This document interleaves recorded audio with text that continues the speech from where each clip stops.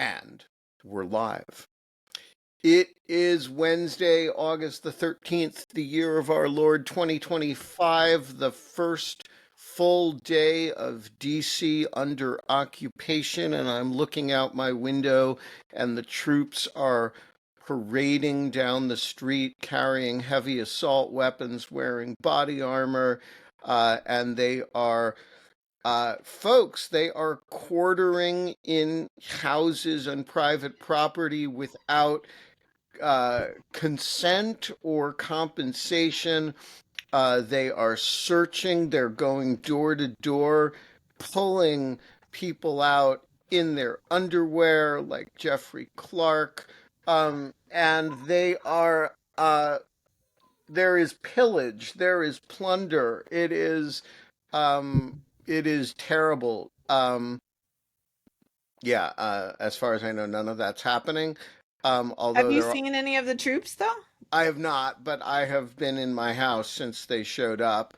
And I think the only way to deal with DC under occupation. And by the way, I feel really bad for these National Guard guys. Me These too. these people signed up to help in emergencies. Yep. They give um, a fair bit of time, to training and stuff, and you sign up for the National Guard thinking like you're gonna deal with, I don't know, the next January 6th or some, uh, you know, weather emergency, a tornado strikes down or whatever. And then this clown calls you up to deal with a non existent crime emergency, and everybody in DC resents the shit out of you for it. So I just want to say to all people who serve in National Guard, DC or otherwise, I love you. I respect your service. And I accept 100% that this isn't your fault.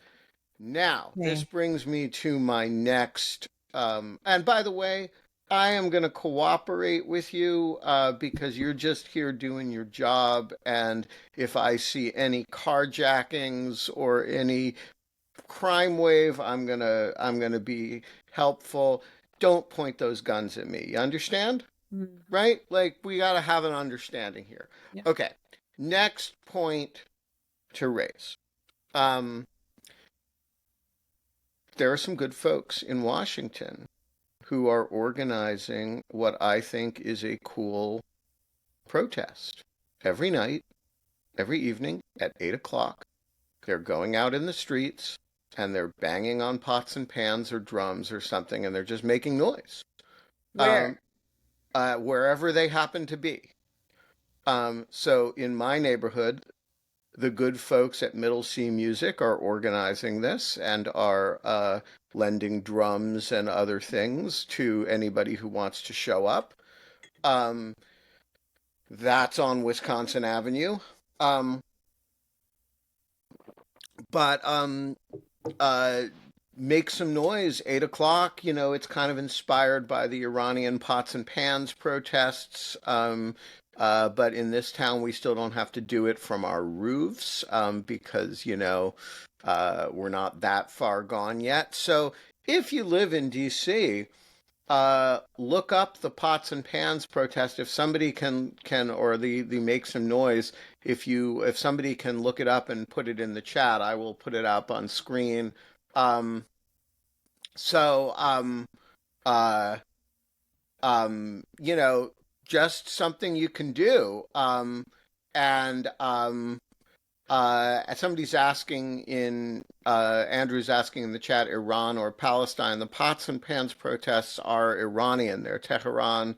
They were a number of years ago, and people who were afraid to go out in the street and demonstrate would just go up on their roofs and make a lot of noise. And it was very embarrassing for the regime. Of course, the regime being the regime, it responded by hanging a bunch of people. So uh, it's um, it's always bittersweet. Um, uh, all right. Anyway, I encourage people to participate. And I think it's only a DC thing, and it's So you know, I shouldn't disrupt Arlington over here. well, I don't know. I mean, you're just across the river. You could drive in and find a Yeah. place with I a was gonna pot. come to your house actually. Yeah, So although I think you want to do it at places that are a little bit more visible than my okay. house. I Um, will look into it. I've also but been, yeah, go ahead. I am out of town this evening, and I'm tied up both Thursday and Friday. So, but I am gonna start participating in these on a semi-regular basis, and maybe I will do some live stream coverage of it. Because I think, people, I like the idea of getting out there and making some noise. And by the way, I have things that are louder than pots and pans. Do you have a Uh, vuvuzela? I have well, I have one of those you know, boat noisemaker things. I also have a thing that you can yell into.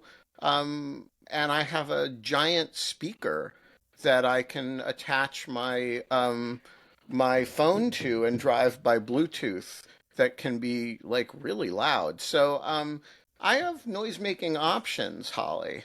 Okay, good. Um, Well, I'm gonna come check it out.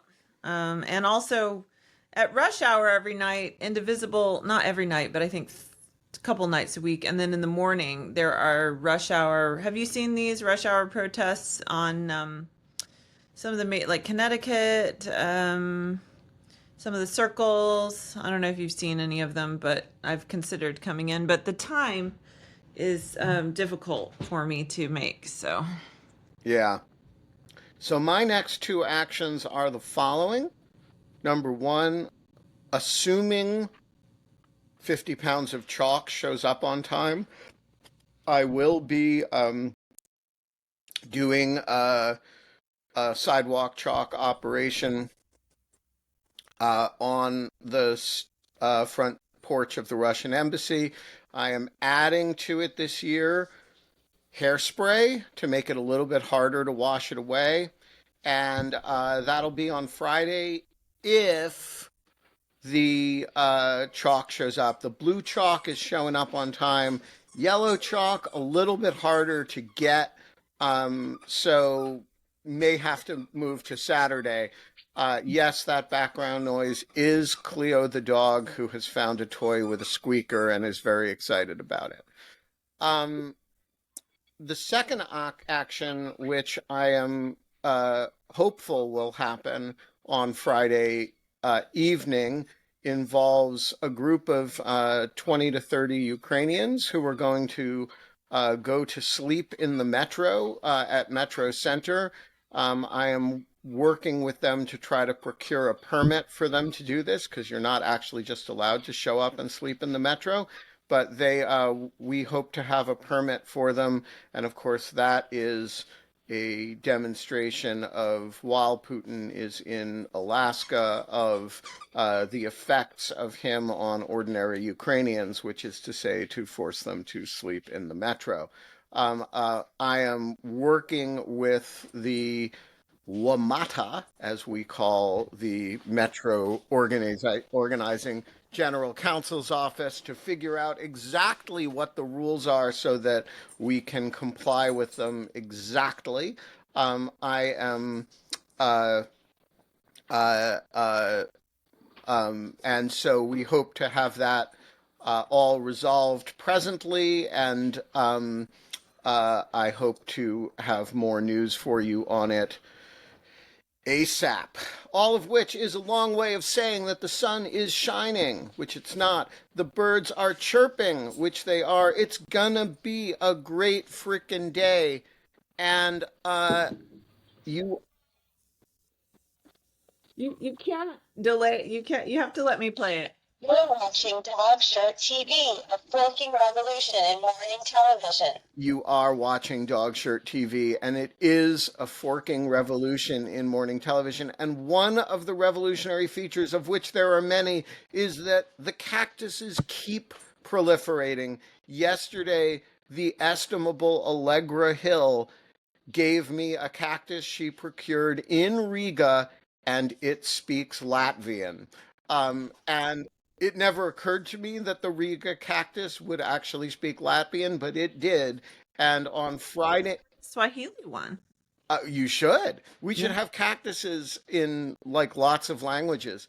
Anyway, it says good morning in Latvian, and not tomorrow because I will be out of town, but Friday, we are going to have the Riga cactus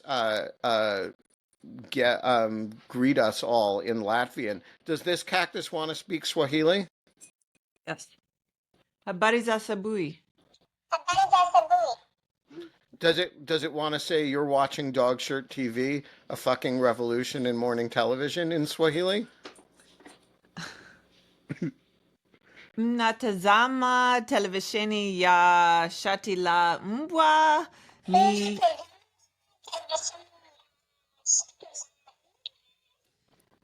mapinduzi ya fucking televisheni ya asubuhi. And another one of the revolutionary features is, of which there are quite a number, is that we do have a multilingual chorus of cactuses who can say, "You're watching Dog Shirt TV, a forking revolution in morning television," in just about any language that you want, and anyone that we can't, ChatGPT will train a cactus for us. And John Hawkinson adds that another revolutionary feature is that Anne Applebaum is frequently promised and does not show up. For good reason, John. She Yes. is ill. Anne Very is ill. quite ill. She will join us as soon as we can. This is being pushed to next week. Anne is not jerking us around, I promise. I have worked with Anne for a long time. She is extremely reliable. If she says she's sick, she's sick. It sounds like she has to be near death to actually stop making such appearances and working. I am not going to speculate on Anne's condition. She's a very hard worker, I think. Yeah, I think let's just say Anne will be here as soon as she can. Um, uh, uh, Joel, as somebody who has been on the Sam Harris show, those are recorded a number of days in advance. Yeah. Let's just say that. Yeah. A number of you are asking whether we have heard anything from Mike Feinberg. The answer is yes. Do not fret. I do not have news for you all yet because for reasons you can probably infer. But Mike will make appropriate announcements at the appropriate time. Do not worry, all is well. Just remember that there are certain security precautions that you might take if you were Mike Feinberg, like maybe not talking about your family much in public. That said, if somebody were to do the math and figure out that this was about 8 days from a certain time, you might think that maybe, and you knew that I was traveling, you might infer things that I wouldn't talk you out of. Let's put it that way. Holly, all of this is a long-winded way of saying that we are not allowed to have fun anymore, notwithstanding the smile on her face. We are allowed to have apparently each other. And what is on your mind today? Well, first of all, I just want everyone to see that I'm wearing proper clothes and I combed my hair. Something you I'm wear, wearing proper clothes too. something you and the fingers. So, okay, so the fingers are still in the Ukrainian flag, but we're not going to look too closely at the fingers because I tried to, anyway, it's the fingernail polish has been a whole saga that is ongoing. I tried to make it perfect and demonstrated once again that the enemy of the good is the perfect. And so I actually screwed up the nails, and I'm going to have to basically wipe the slate clean and start over. I ordered a different nail polish because the quick dry one I ordered apparently is not that durable, especially when you put painter's tape over it. Anyway, they're here, but don't look too closely.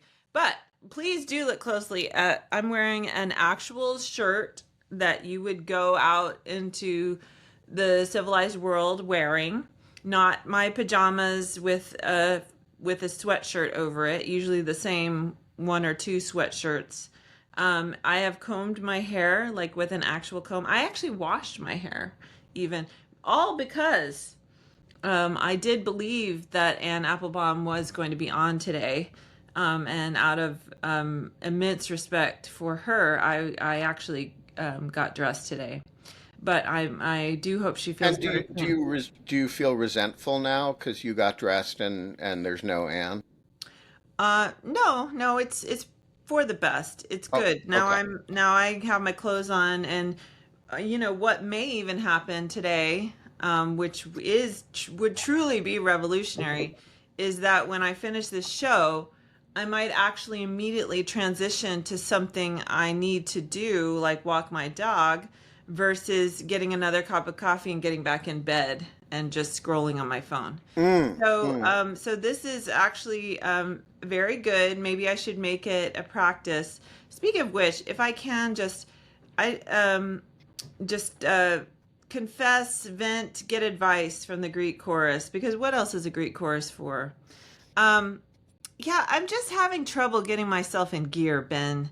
I'm usually a pretty disciplined person, but ever since I came back, I just can't quite get myself in gear. And that goes for my one thing campaign. Basically, now I'm at the point of I'm doing good if I do one thing a week, which is better than nothing, I suppose. But I'm having a hard time getting myself in gear. And then um, perhaps more importantly, or more potentially embarrassingly, I signed up for the Army 10 miler in October. And just for context, I used to do many of these races, including two marathons. But I haven't done one in a long time. I've been trying to get back into running. I signed up with a friend who actually is responsible for one of those cacti, who I ran a marathon with a long time ago. And anyway, she is crushing the training. I mean, she's up to like 7 miles. And she was here recently. She lives in Ohio, but she was here recently, and we ran 3 miles together. And I thought I would die. And in fact, I may have died. And this may be some reincarnated, reformulated version of myself. But the heat, here's my problem. And again, if anyone has any words of like motivation, kick in the pants kind of thing, I welcome a pep talk. But here's my problem in the summer, and has always been my problem in the summer. I am not one of these people that just like, oh, I'm out of bed and now I'm like in the world and ready for the day and I'm going to run like immediately. I have very low energy in the morning. I have very low will to live in the morning. This show is an effort for me, which is why I'm wearing pajamas most of the time. When I had a real job, that was an effort for me. I just have never been one to get up in the morning and go. But the problem is in the summer, of course, it is like Abu Dhabi out there. And there is no alternative if Okay, you to I get up in the have a morning. suggestion for you. Yeah. Why don't you adopt ChatGPT as your social friend and only talk to ChatGPT and get validation from a fake person, and have ChatGPT tell you you're making the right decision, and maybe you should, as it did the other day, urge you that you should reward yourself with some meth. Really do that. It may have been Gemini. I can't remember which, but an addict was complaining to it that, it had he had been um he was having a real hard time, and he was, been sober for 2 years, and it said, well, give yourself a little meth treat. And so I think, maybe you should just curl up in bed and only interact with AIs that will validate you. That's Well, right now, an AI would, if it's been listening in on my activities, it probably would tell me to take meth because my son and I have been on a Breaking Bad just marathon. I was up till midnight. I could not stop watching this stupid show. They put meth in the show, man. I'm like addicted to the show. It's too much. So, anyway, Kate, though, I happen to see Kate runs every morning, which is super impressive. And has some so tips. So, Kate, Kate, if you jump want to on. I come haven't seen on, you in years. Jump on the show and give Holly your tips for running every morning. even if you're in your pajamas, which you're not because you get up and run every morning. So Kate is anyway. Feel free to come on. I do. This happens every year that I actually care about running, which has been a lot of years in the last 10 or 12 years, And by and the it way, Kate is eligible to join our uh, special interagency process in exile, in the intelligence community space. Uh, I don't want to say more about Kate's background than she would want me to say, and I don't know if she would want me to say anything. But here she Oh, is, and that is a very involved process. All right, got to figure out my. yeah, you're super, super, super you sound echoey. like you're in a cave. How is that? Better? That's better. Yes. Okay, except now I can't hear you. It's nice to meet you, Kate. I don't think we've met. There we go.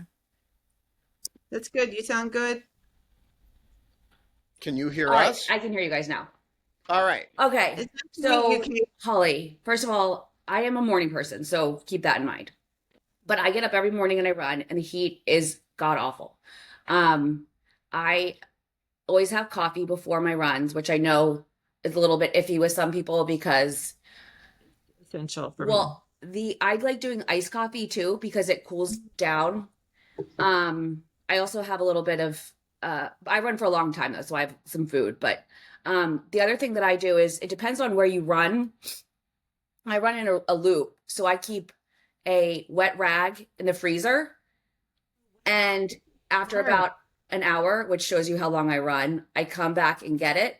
So it's kind of like a treat. Now you obviously could do it after like a mile or two, but it kind of keeps you going and it keeps you looking forward to something cool.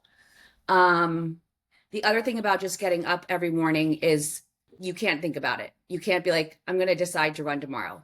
I sleep in my gym clothes. I get up and run. Done before, and that is actually effective. And you just have to kind of make it like it's not a decision. It's like you don't decide to brush your teeth before you go out. You just do it. So it's kind of like you just kind of have to dedicate yourself to like, if it's 1 day a week, 2 days a week, this is the day I'm going to get up and do it. Not like, oh, should I run today? Yeah.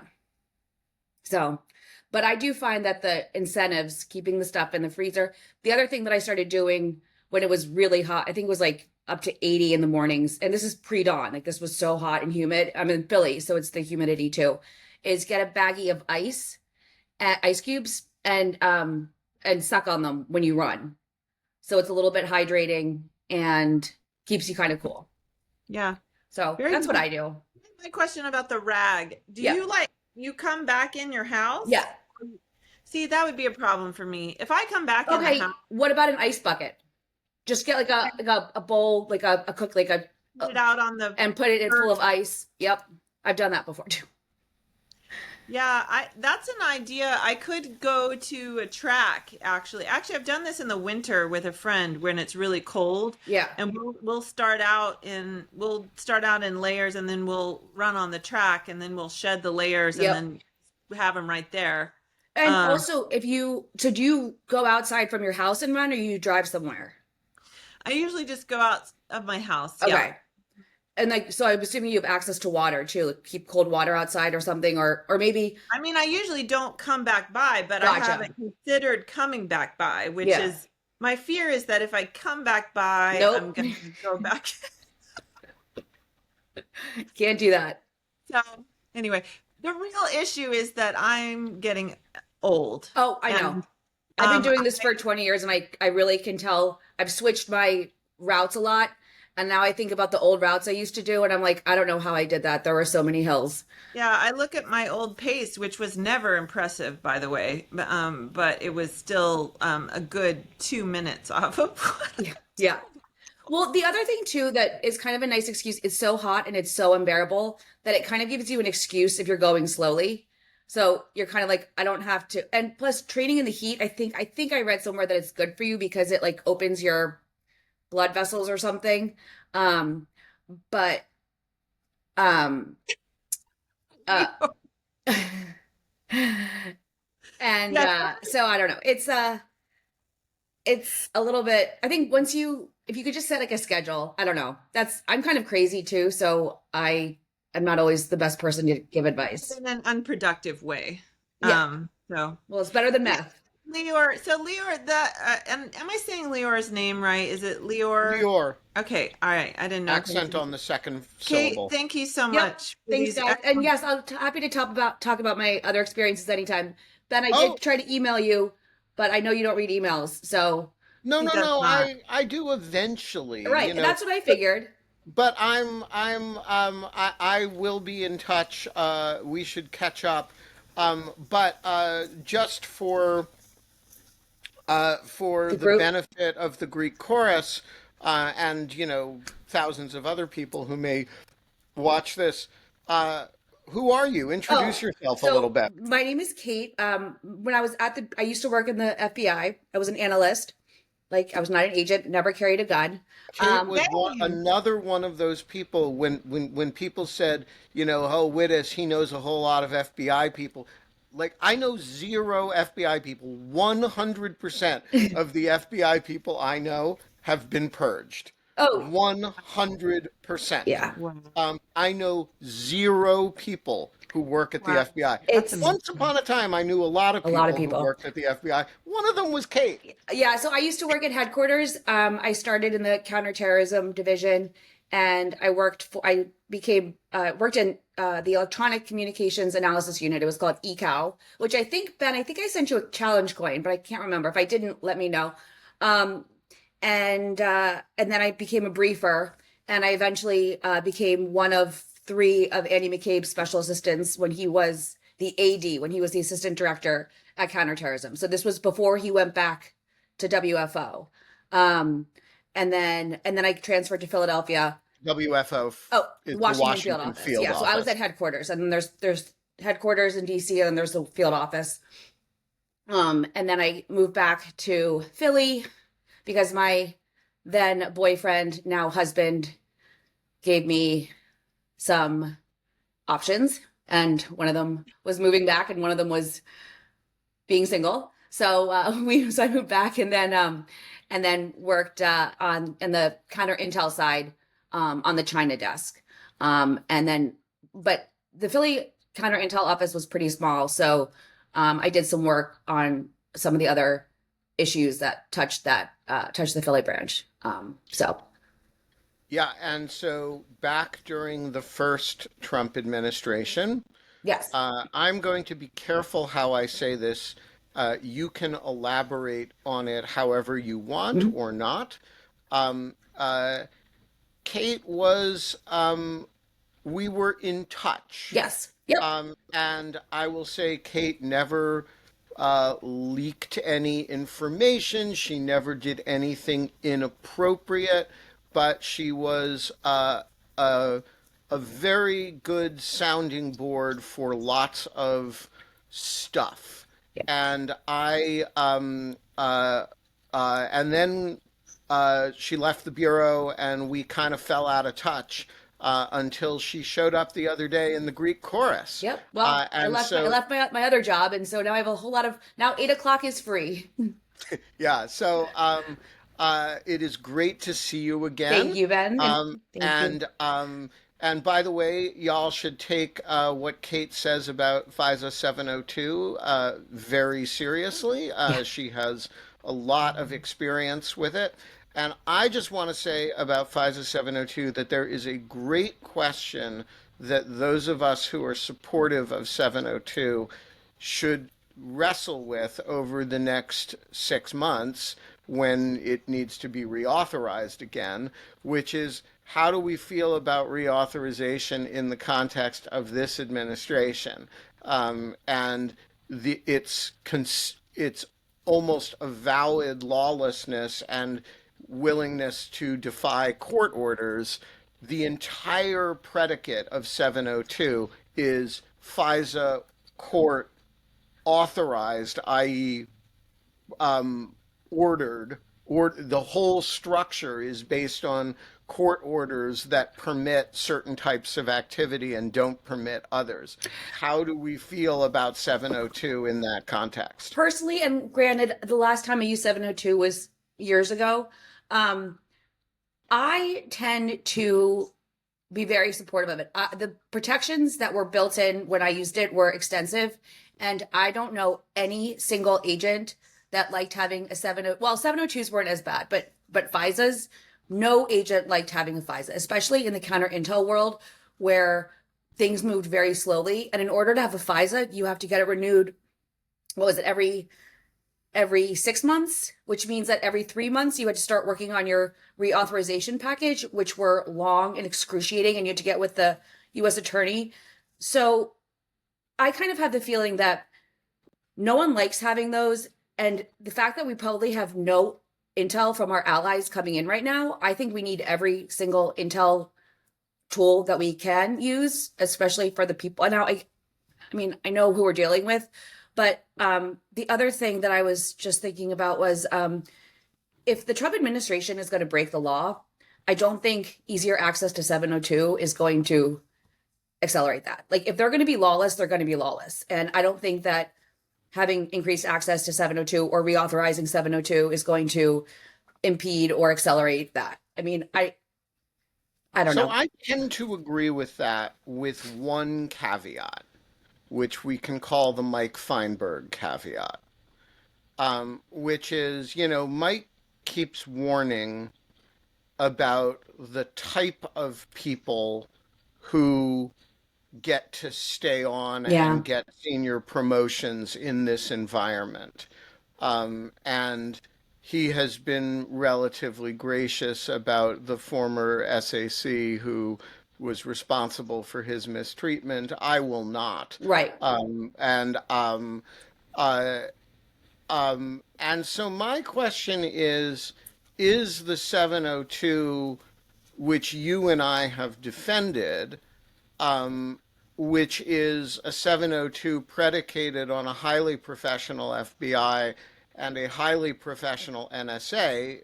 We have not seen the erosion in NSA yet at all, Right. but it would be less visible to us because there aren't, a bunch of field offices Right. with SACs who you can fire. And by the way, whoever the comparable figure to Driscoll is at NSA is not a public name the way a former acting director is going to be a public name, right? And so does your and my confidence in, okay, this is a highly regulated space. There really isn't much of a history of abuse. There are obviously there's a significant history of compliance errors, but that's true in all Right. highly regulated industries. And so, all the things that we have spent years saying, and I, for one, believe about all previous administrations about which I have said this, including, by the way, the Bush administration, which did the illegal version of this before 702 existed. Um, is it all predicated on the idea that the Bureau is a different institution, not that it is right now, but that it is well on the way to becoming and is committed to becoming. Yeah, yes. And you're making me really rethink everything. But at the same time, I still can't get over that if it's a good program, it has to be a good program always. And I just don't think, and I think it is a good program, and I just worry about reacting to this administration in ways that will damage us even more so in the future. I just think that, you know,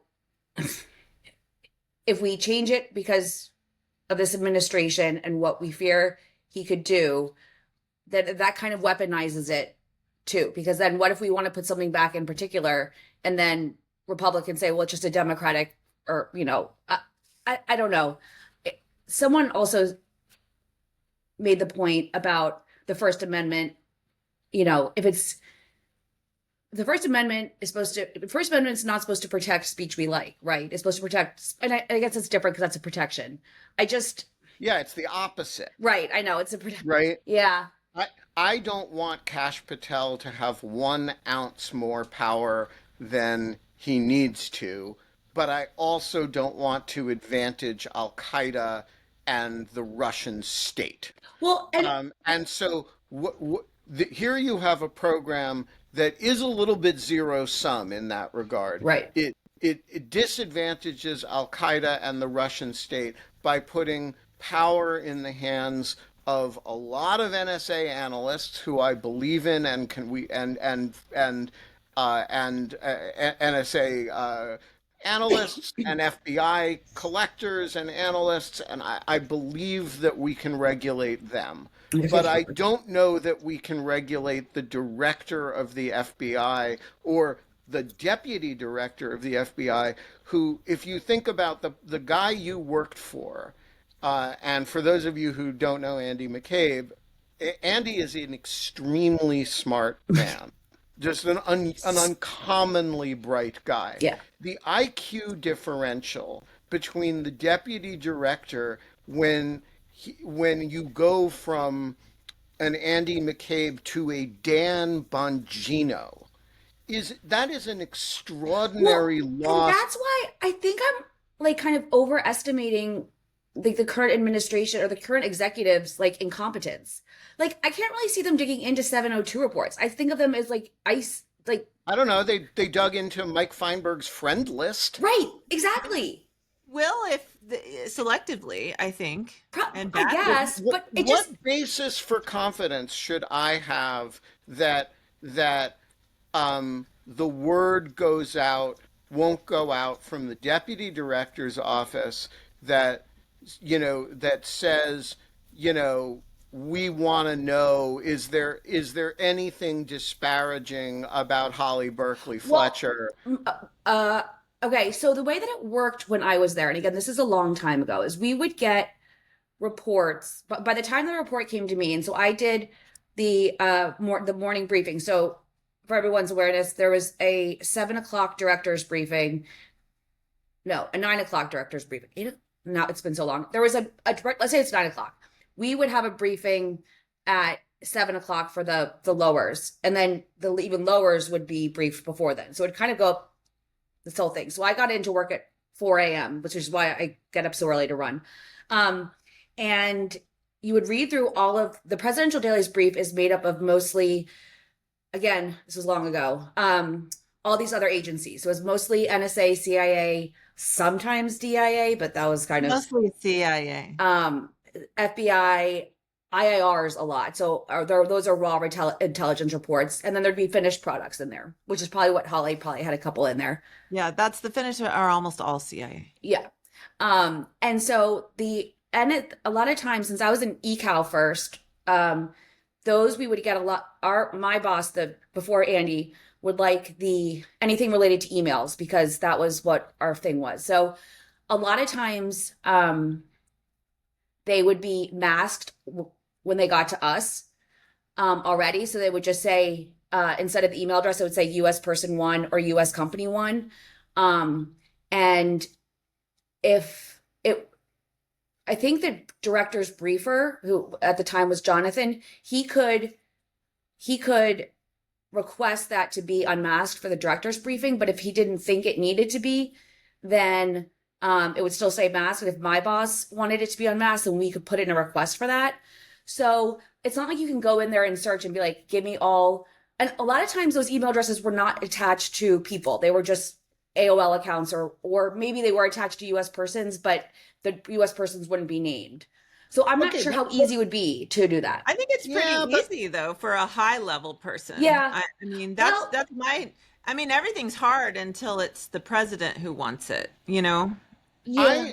I have been stewing about this because uh, I actually I can't remember if it's January or April. I think it's April. I'm going to have a public position about reauthorizing 702. Yeah. And you know, it is something I have always supported. I supported it Yep. passionately during the first Trump administration, right? Because it never occurred to me to look. My enthusiasm for Chris Wray is altogether under control. But whatever he was, he's Right. not a corrupt Right. actor who's Right. going to, violate people's civil liberties. I already know that Dan Bongino is a corrupt actor who's going to violate people's civil liberties because he's already done it. Yeah. Right. And by the way, to friends of mine, right? Yeah.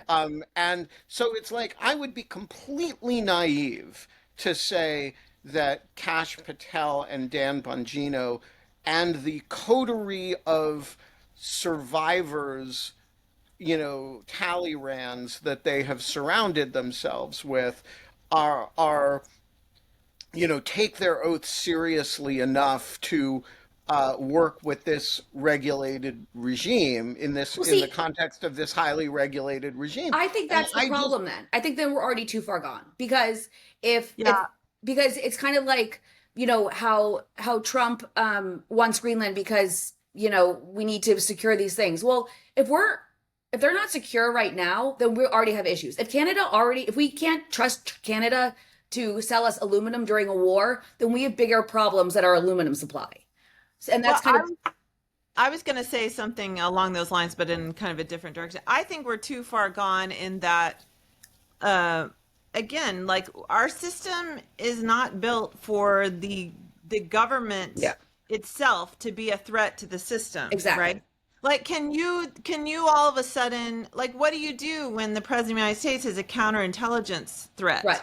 You know, right. like, Exactly. can you then not can then civil servants decide not to show the president certain intelligence?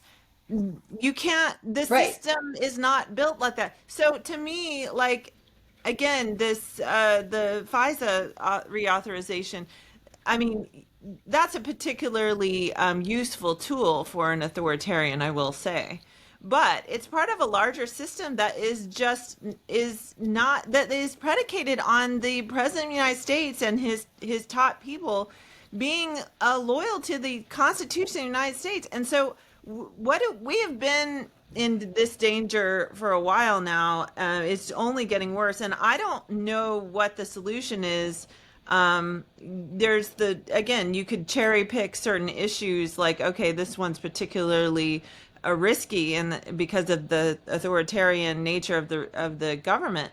But the whole system is a risk at this I point. agree with that, and I would actually let me put a finer point on what Holly is saying in general terms.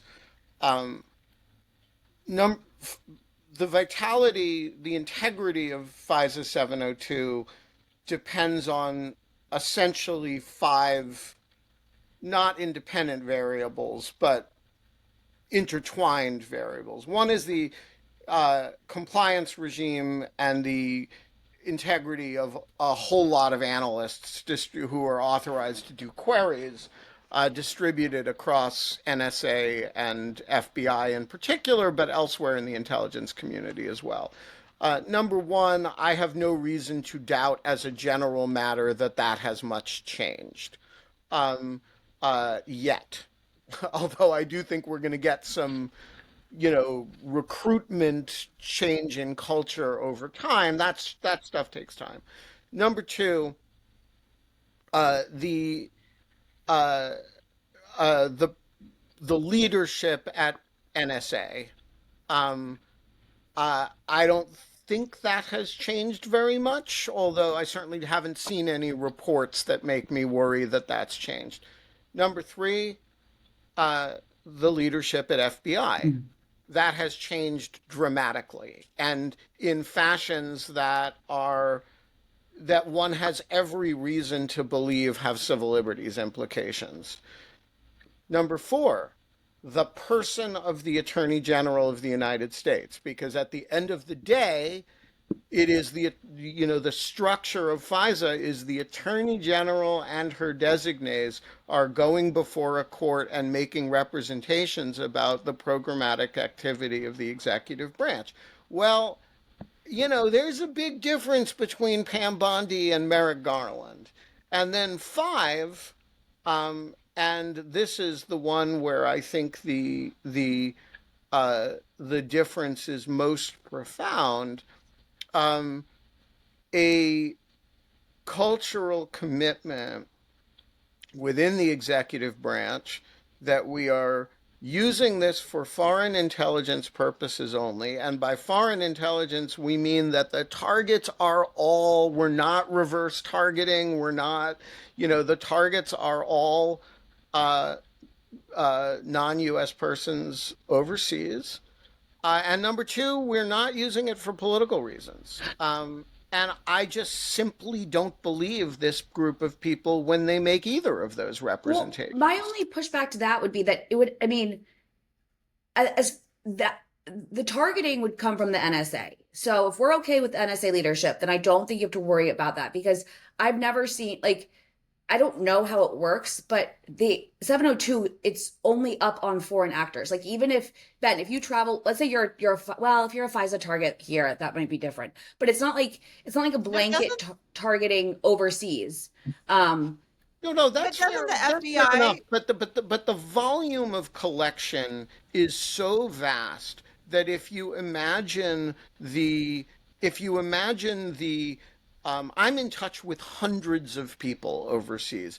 Incidental collection must happen to me all the time. Really? But wouldn't they have to be collected I on? know it does, because I've been warned by the FBI. Right, but that's because people were, this is what would happen when I would see people on mass. And I'm not talking about you, because I've never seen your anything related about you. Mike, I was just a guess based on previous things that you had said. But we would get, the only US persons we would get were either people, homegrown terrorists that were who were US persons that were deliberately in contact with overseas terrorists, like Osama bin Laden, let's say. They were emailing him, or they were found in his emails. We would get those.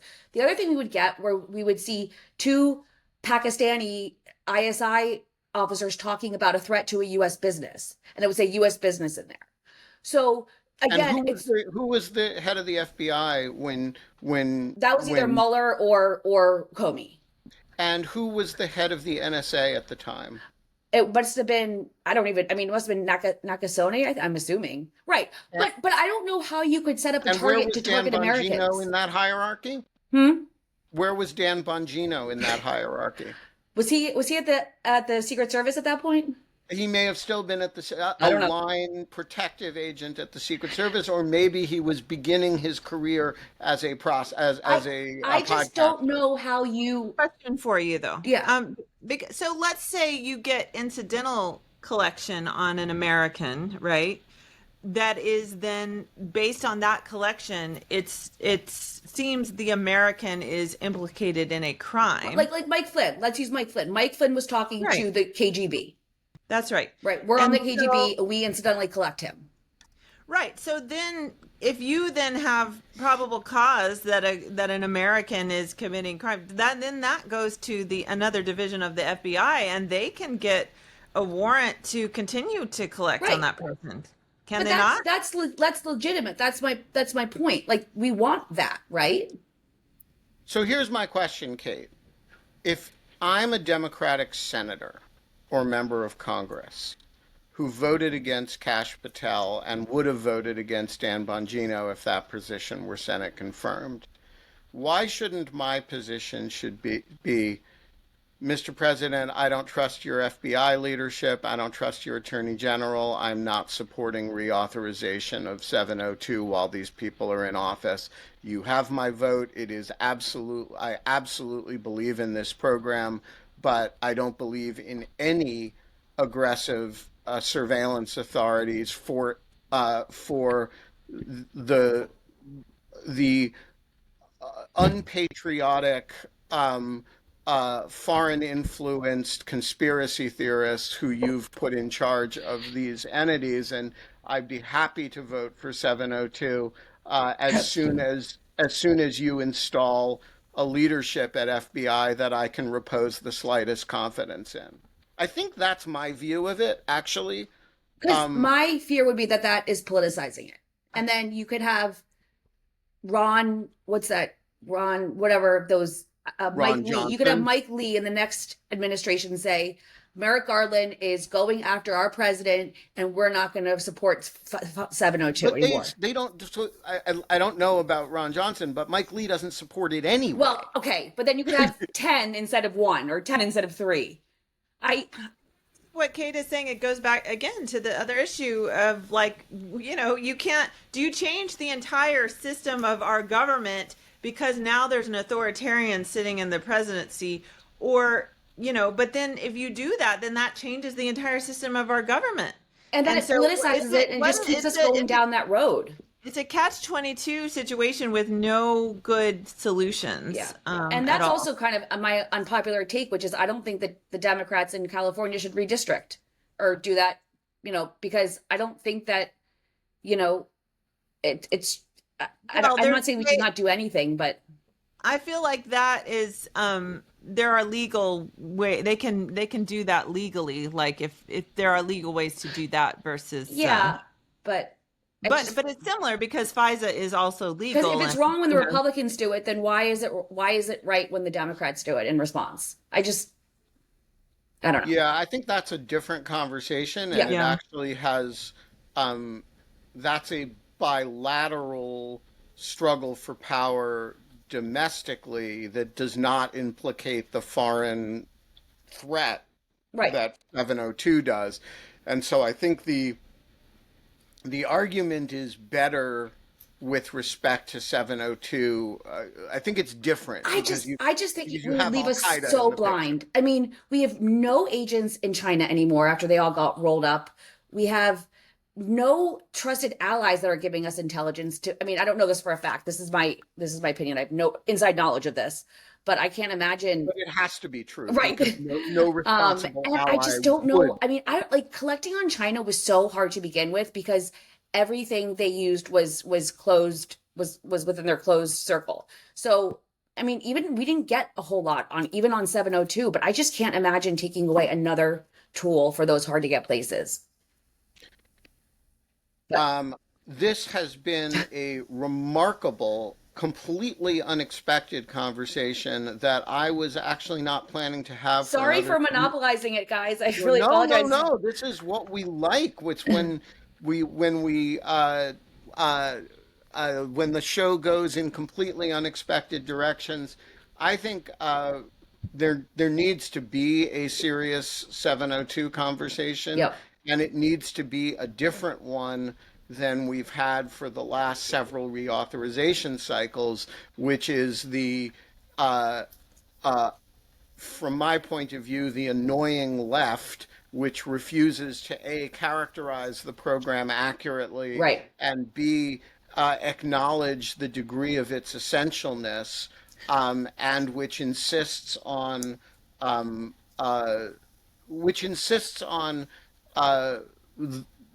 focusing on the bugaboos of the Hoover era, rather than looking at present conditions, teaming up with the Trumpist right to oppose a program that is actually essential and very useful. And we run the risk of having that conversation yet again, instead of having the conversation of what do you do when 702 is absolutely essential and Dan Bongino and Kash Patel are in charge of it. But because of their focus is so domestic, Ben, I also would be more worried about FISA and the abuse you could do with FISA with an illegal administration. I mean, So so I think I'm less worried about FISA Title One because the individual applications are so yeah, but scrutinized. if you're gonna run roughshod over the law, I mean, look at what they're putting out in court nowadays. I mean, look at the ICE stuff and the deportation stuff. I mean, these aren't serious people. And the other thing, and I know that the FISC is better. I like the, I mean, I think the FISC is legit. But the other thing too is they're But so also the focused on, numbers are so small yeah. that you can, and the application process is sufficiently rigorous that you can actually fly spec every single one of the applications, right? But you're talking about the number of search queries under 702 is in the Yeah, but gazillions. it's also not that. I mean, I mean, I just remember like 702 was not always a hit, and maybe because we were following. Like I said, when I used it mostly on China, but like everything has to be uploaded into the system. So if Ben Wittes at gmail.com is not in the system, and I search your name, it's not going to be in there. And if it's masked, it won't be in there. At least for the FBI. The other thing too, that I know we're running out, but if Dan Bongino and Patel are so focused on domestic, 702 doesn't worry me. Like abusing 702 doesn't worry me because I don't think that many domestic people would be swept up in 702 unless you're doing something wrong or unless you're a high powered. I mean, I just they're so, like I said, like you said, he went after Feinberg based on like Facebook posts and LinkedIn and whatever. To me, you can't really We gather don't even that. know that. Right. But All like, we know is that he heard or he exactly. somebody told him that Mike and Pete Pete Strzok Strzok, right. were friends. So again, it's just so focused domestically. And I've never found 702 to be helpful in domestic investigations. Now, I didn't use them in domestic investigations, I guess, a lot. I mean, we would do basic database searches. And again, mine is a very small example. And this is why I don't like talking about my work because it represents such a small portion of what the FBI does. And I don't want to make general assumptions about how other analysts use it and stuff. But I guess I would just worry about the lawlessness of the administration versus like over, and I don't think 702 would contribute to that. But the other thing too is every time you get a field office inspection, the inspectors would come and sit down with you and go over your 702 searches. So they said, on this date, you searched this. What was this in reference to? And I'd have to pull up the case number and say, we were doing this investigation. So that was very rigorously audited and in compliance. And every time you did a Right, search. but now a field office Again, inspection is have you ever said anything critical of Dan Bongino or Kash Patel? Yeah. And so you could Well, and that's really funny because I was a registered Republican for a long time. And when I joined during the Obama administration, and I remember I was there when the Snowden stuff dropped and everyone was asking me like, oh, the government's spying on us. And I was like, guys, I work at the FBI. I was like, I have said so much negative things about Obama in my work email that if they were spying on us, I would not have a job right now. So it's incredible to me that people are asking questions about what analysts say or think about the director. I find that just so mind-blowingly different than when I was there. I can't imagine. Well, actually, they could have. I mean, the difference in the Obama administration is they could have seen that you're being critical And they just of didn't Obama, care. and that's Yeah. your right. And that's your right to do that. Yep. So that's the big difference. It's not that they're not looking. Yeah. It's that they don't. That's your right. Right. And now it's not your right anymore, apparently. So Anyway. we are going to leave it there. Kate, it's great Thanks, to talk guys. to you again. It's thank you, Kate. a great I'm pleasure. gonna run tomorrow morning. Everybody, I may not be on the show because I might be out running. You better. Actually, I'm gonna I'm gonna be running. I'll have to get my original rational security mug out too next time. We are going to be back tomorrow. I'm going to be at a hotel somewhere in Virginia. But I'll be back. We'll be back. I don't know who's the hosts are going to be. I don't know who the guests are going to be. I think I actually may not come tomorrow because I think that'll help me get a run in if I don't. That is quite okay. Holly will not be here because she'll be running. The Cactuses will not be here because Holly will be running and I will be.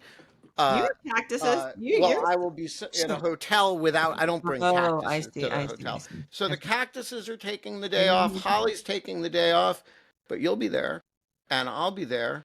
And until then, Thank you, Kate. Keep That the was great. peace, and thank you, Kate.